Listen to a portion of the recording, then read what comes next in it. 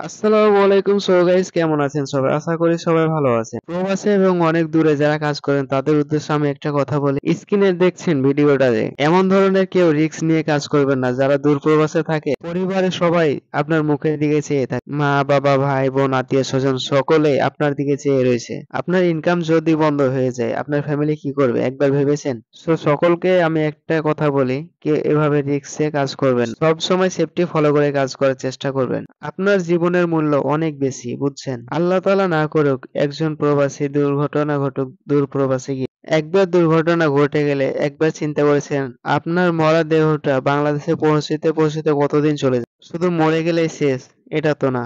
আছে আপনার ফ্যামিলি, তারা কি করবে? আমি জানি প্রবাস জীবনটা অনেক কষ্টের জীবন, তারপরও যতটুক পারা যায় সেফটি ফলো করে সবসময় কাজ করার চেষ্টা করবেন। জীবনের রিস্ক নিয়ে কখনো কাজ করবেন না। সেফটি ফার্স্ট, এই কথাটা সবসময় মাথায় রাখবেন। আপনি যদি নিজে বাঁচেন, বাঁচবে আপনার ফ্যামিলি, বেঁচে যাবে আপনার কেরিয়ার, বেঁচে যাবে আপনার ভবিষ্যৎ স্বপ্নগুলো। তাই সকলকে আবারও আমি অনুরোধ করে বলি, সবসময় সেফটি ফলো করে কাজ করবেন। খোদা হাফেজ। BD Raj, subscribe.